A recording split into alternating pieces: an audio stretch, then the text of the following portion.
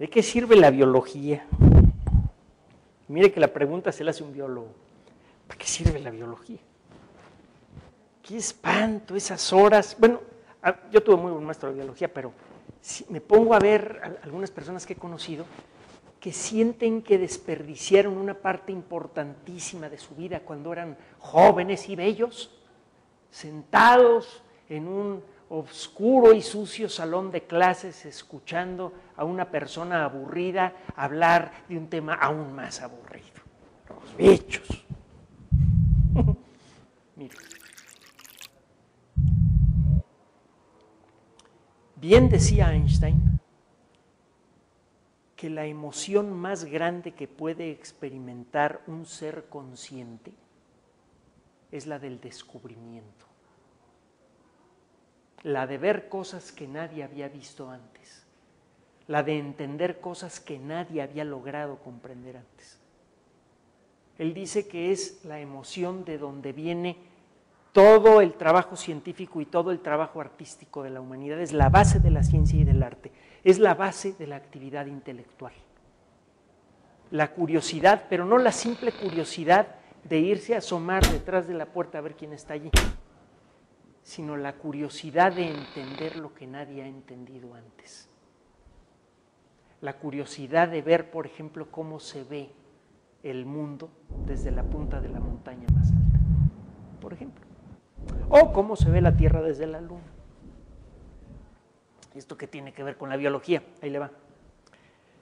Probablemente usted en clases sufrió mucho con las clases de biología. Le iban enseñando bichos que sacaba el profesor de un frasco lleno de formol maloliente, bichos que aún vivos le hubiera producido usted una molestia agarrarlos, como por ejemplo una esponja. La esponja ni siquiera parece animal, más bien parece vegetal.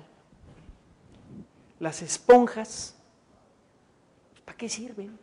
Para tallarse la espalda cuando se baña uno, y ni siquiera eso, porque ahora hay productos artificiales hechos de plástico que matan bacterias y que no sé qué tantas cosas más y que permanecen mucho más limpios que las esponjas clásicas. Entonces, ¿para qué sirve una esponja? ¿Para qué me enseñan de las esponjas en clase? Hace poco fue publicado el genoma de la esponja. ¿Qué es esto del genoma? Acuérdese usted que en el centro de prácticamente todas las células de los organismos visibles a simple vista, incluyéndola usted, con pocas excepciones como nuestros glóbulos rojos, existe una estructura que se llama núcleo. Esto de acá. Esta es una célula, vista al microscopio, y esta bolita del centro es el núcleo. Bueno, en el núcleo existe el famoso ácido desoxirribonucleico. Para no echarse todo este rollo de aquí, ácido desoxirribonucleico, los biólogos hablamos del ADN por sus siglas en español o DNA por sus siglas en inglés.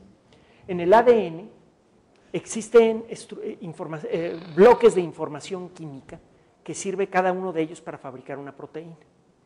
El ADN es como una cinta magnética que es igual en todos los seres vivos y en cada uno de ellos se encuentra almacenada las recetas para fabricar las proteínas que sirven para que sus células se comporten como célula de esponja o como célula de ser humano. Cualquier pequeño defecto en alguna de esas recetas puede producir defectos severos en el cuerpo entero. El genoma es la colección de todos los genes. Los genes son recetas químicas para la fabricación de una proteína. Los genes son como recetas grabadas en esta cinta magnética que se llama ácido desoxirribonucleico. Bueno, ¿para qué nos sirve saber el genoma de la esponja? Va a ver para qué. Para comenzar, las esponjas fueron los primeros animales. Fueron los primeros organismos hechos de muchas células que claramente pertenecían genéticamente a la línea animal. Existen en nosotros genes que eran de las esponjas, de las primeras esponjas que existieron hace más de 600 millones de años. Esto ya empieza a ser interesante. ¿Por qué? Porque si en el genoma de la esponja podemos encontrar ciertos aspectos relacionados con algunas enfermedades, va a ser más fácil estudiarlos allí que en nosotros. Al estudiar el genoma de la esponja, estamos estudiando la receta química mínima para fabricar a un animal. Y no estoy tratando de decirle que es un animal, sino que, pues, bueno, sí, es lo que decimos todos los biólogos. Todos los seres humanos somos animales, pero no en el sentido que mucha gente piensa, o cuando menos no siempre. Bueno, ¿qué le estaba diciendo? Ah, de la esponja. Ok. Las esponjas tienen los genes que, entre otras cosas, sirven para crear un sistema de defensa. Las esponjas tienen algo parecido a los glóbulos blancos que se comen a las bacterias. Eso es muy interesante. ¿Por qué? Porque muchos de los grandes problemas de salud que hay en el mundo en la actualidad tienen que ver con el mal funcionamiento del sistema inmune.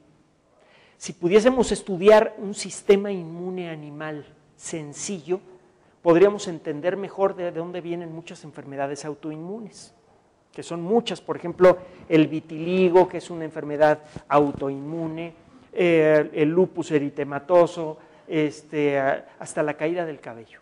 Con eso le digo todo. Hay un montón de enfermedades que son producidas por el mal funcionamiento del sistema inmune.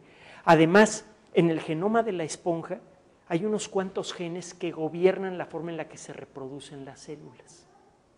Al estudiar el genoma de la esponja, encontramos unos genes que tienen que ver con la reproducción celular, y cuando esos genes funcionan mal aparece el cáncer. Entonces parece ser que, descifrando el genoma de la esponja, hemos encontrado una de las claves más importantes que hay para entender por qué existe el cáncer y, mejor aún, cómo detenerlo. Para eso sirven las esponjas, entre un montón de otras cosas más. Me voy a echar mi cafecito, haga usted lo mismo que le hace bien y escríbame. Me gusta recibir el correo de usted, me sirve para saber qué temas le interesan. Ciencia hay para tirar para arriba, ayúdeme a seleccionar los temas que le gusten a usted. Escríbame. Nos vemos.